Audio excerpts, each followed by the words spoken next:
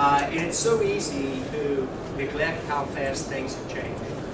We've been coming here to Barcelona for almost 15 years in terms of the Mobile World Congress, and yet never has an industry moved at the pace it has in the last 12 months. If you look at Barcelona, this last year, it was the #1 innovation city in all of Europe. And just this last month, they got named the #1 innovation city in the world. Interestingly enough, the architecture here is also stunning. And it isn't about routers and switches and mobility, etc., and sensor. It's about how do you create 47,000 jobs. It's about how you change the life of every citizen in this city. It's about how do you do traffic management, and how do you do focus on the environment, how do you do public transportation, and garbage collection, and parking. How do you do work capability, etc., and create the best environment for one of the very few cities in Southern Europe that is running an economically balanced budget. Interestingly enough, 3 weeks ago, we partnered with France in a way the French state has never done before. It was about digitizing together a country. And it's an ambitious partnership, as worded by their Prime Minister. And they've never done something at this scale with a business company, much less an American technology company. But what they were focused on was GDP growth of the country, creation of jobs, perhaps along with their equivalent of the business community, 1 million jobs over the next 3 to 5 years, growth in terms of GDP and inclusion of broadband to every citizen, literally $100 million of investment in startup mentality, new pilot cities and locations for the cities, smart cities in the future, security alignment, research development, education of 200,000 students in the next 3 years for the Internet of Everything, where the jobs will be. And what you're beginning to see is what I would call the digital era. From the 1990s through 2010, it was about the information era. And very candidly, the U.S. led it. What you're now seeing in 2010 to 2030 is going to be about the digital era. And right now, being very candid, Europe is ready. And you're seeing cities and countries, from Barcelona to Amsterdam, from France to Israel to the United Kingdom to Germany, saying how do we use technology, this Internet of Everything, which is a $19 trillion opportunity, and that's on profits and savings. The generation of jobs is much higher than that. That's the equivalent of the U.S. economy over the next 10 years. But it's way more than just connecting a whole bunch of devices. It's about connecting the right information at the right point in time to get to the right devices, to the right machine, to make the right decision. And that really is what this is about.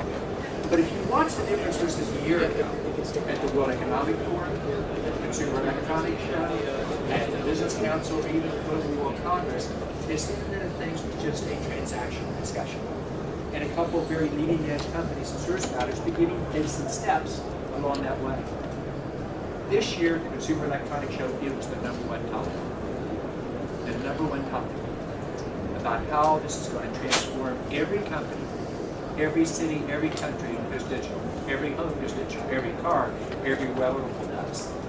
And with that, it's going to determine the economic job creation, who leads and who follows.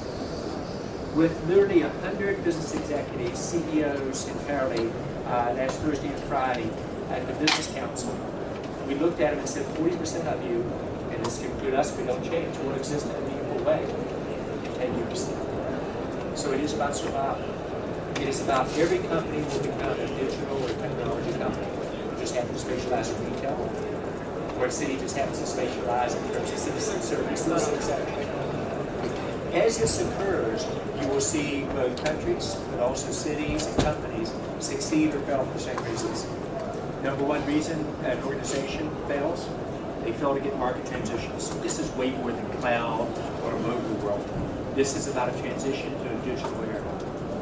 The second thing they fail to do is they fail to reinvent themselves as a company, as a leader, or as a group of leaders. And the third thing is basically as it sounds, they fail to realize doing the right thing for too long is a problem. You can imagine looking at our service provider customers 15 years ago and sharing with service providers that voice, which was 90% of the revenue, will commoditize and become free. You have to transition yourself as you move forward. And those organizations who do that will lead. That's what you saw at the World Economic Forum. Any CEO is there, a government leader. It doesn't matter if it's Chancellor Merkel from Germany, or the French leadership, you suddenly see a willingness to change and an understanding, that's like I talked about in France, the creation of jobs, GDP growth, broadband to every citizen, and an economic ability that the peers do not have. And so today is not just an announcement of a couple of really neat elements of the technology on that. I think it's a proof point to how we and our service provider partners are aligning in a way we've never done before. How all of a sudden we say together, how do we reshape an industry? Cisco has never, Kelly, been more aggressive in this. 12 major partnership announcements. The ability to bring the Internet of Everything to life. And the ability to do that with something called Mobile IQ is just one example where it combines the Wi-Fi capability with the cellular capability to really make the information in the network usable with the proper amount of privacy for business or for the consumer as you go forward. And virtual managed services, where we will lead with network function virtualization, SDN, and cloud, and the ability already to do 49 of these virtual functions, when our nearest competitor does less than 10. And by the end of the year from now at this event, we'll be over 90. It's the ability to think about how do you transform not just technology of companies, but how do you have the courage to change? And I had the honor to be with Deutsche Telekom's board just a couple of weeks ago. In that, we talked as much about how do you change this organization, what do you do business processes, as we did what was the technology. And using Cisco as an example, we changed ourselves more in the last 3 years than we ever have in our history, and organizationally more in the last 12 months than ever.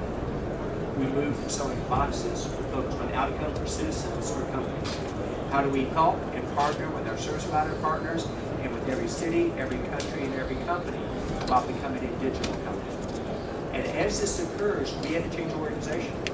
We had to go and tell you something that was very dear and dear to our heart. With over 90 business units at Cisco, to completely flat. We changed 24% of our leadership in a very period. And though we had the best sales organization in the world, we really innovated. We changed 40% of our key executive contacts. This is hard for a company that I know and hired almost every one of the companies of 23 people myself. But it does speak to the speed of change that is about to occur. The ability to take these capabilities and really make this Internet of Everything, that $19 trillion in economic benefit, come to life. The ability to combine that Wi-Fi knowledge with the cellular knowledge in a way that no one else is doing to make it complete, to make it fast and easy to use. And take this network virtual functions that we're talking about in terms of the capability of managed services and to bring it to life. And so Kelly Abuja literally heads up the engineering side. His counterpart is Nick Adama for the sales side, and Cedric Nike for the services. And so now when we talk to our service provider partners about what we do together, it's how do we jointly change outcomes in a country or around the world. It's an honor today to have 3 of our great partners with us. Deutsche Telekom, Telecom Italia, and also Worrido. And you'll see each of these 3 focus about how they transform their own business in a very rapid way, and particularly being not just the leaders within the industry, knowing that they do not change, they will be left behind. So Kelly, with that, what I'd like to have you do is come up and kind of add a little bit more meat to the key concepts that we're talking about today.